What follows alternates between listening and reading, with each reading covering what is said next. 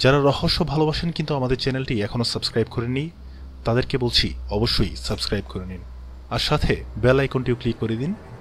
পরবর্তী রহস্যময় video upload করার সাথে সাথে আপনারা নোটিফিকেশন পেয়ে যাবেন।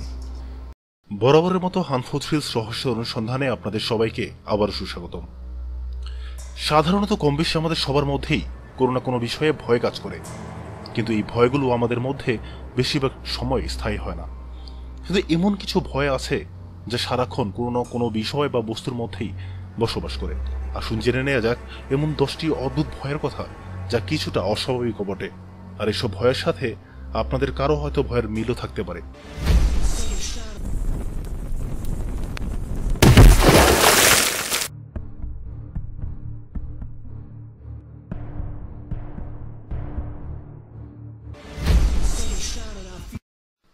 প্রথমেই রয়েছে অটোমাটোফোবিয়া।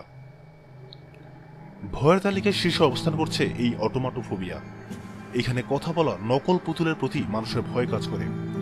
এই ভয়ে যারা আক্রান্ত তাদের কোনো চিকিৎসার প্রয়োজন হয় না, যদি তা প্রকট আকার ধারণ না করে। কারণ সুচারু বিরক্তির কোনো ধারণার প্রতি এমন সুচারু প্রতিক্রিয়া হওয়াটাই স্বাভাবিক। তবে এই ভয়ের তীব্রতা যদি অনেক বেশি হয় তবে অবশ্যই মনোচিকিৎসকের শরণাপন্ন হওয়া দরকার। ক্যাথিসোফোবিয়া। ক্যাথিসোফোবিয়া হচ্ছে বসার ভয়, অর্থাৎ কেউ বসতে ভয় পায়।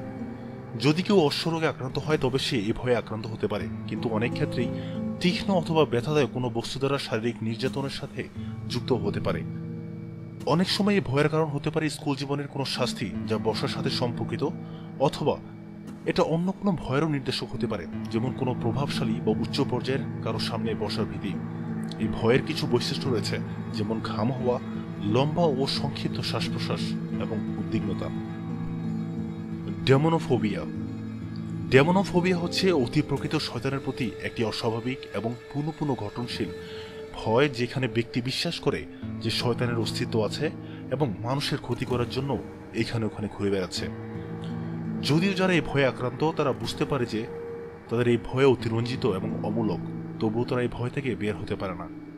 তাই যখন শয়তানের বিষয়ে আলোচনা করা হয় তার অস্বাভাবিক উদ্বিগ্ন হয়ে ওঠে। কোনো অন্ধকার ঘরে বা গাছপালায় ঘেরা কোনো জায়গা অতিক্রম করে, অথবা যখন কোনো শয়তানের এক্সোরসিজমের সিনেমা দেখে তখন অস্বাভাবিক ভয় পেতে থাকে। যারা এরকম ভয়ে আক্রান্ত তাদের প্রায় দেখা যায় যে তারা তাদের গলায় রসুনের মালা পরিধান করে আছে, ক্রস বহন করছে, অথবা গুলিবর্তী পিস্তল বহন করছে শয়তানের হাত থেকে বাঁচার জন্য। আইসোপ্রোফোবিয়া। সাধারণভাবে আইসোপ্রোফোবিয়া বলতে আয়নাকে ভয় পাওয়াকে বোঝায়।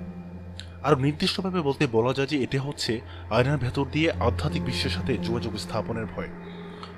এই ভয়ে আক্রান্ত ভুক্তভোগীরা প্রায় অযৌক্তিক উদ্বেগের মধ্যে থাকে, যদিও তারা জানে যে তাদের এই ভয় সম্পূর্ণই অযৌক্তিক, কারণ তাদের এই ভয়ের পিছনে প্রায়ই কিছু কুসংস্কার জড়িয়ে থাকে। তারা এটা মনে করে যে আয়না ভেঙে যাওয়া অশুভ, অথবা তারা যদি আয়নার দিকে তাকায় তাহলে অতি প্রকৃত কোনো কিছু আয়নার ভেতর থেকে তাদের সাথে যোগাযোগ স্থাপন করতে চাইবে। এই ভয়ে তারা আয়না দেখতে ভয় পায় এবং আয়না সবসময় এড়িয়ে চলার চেষ্টা করে। এগিরোফোবিয়া। এগিরোফোবিয়া হচ্ছে রাস্তা, মহাসড়ক বা অন্যান্য গাড়িবহুল রাস্তা পারাপার হওয়ার ভয়, অথবা যানবাহন বহুল রাস্তায় নিজেদের নিয়ে ভয়।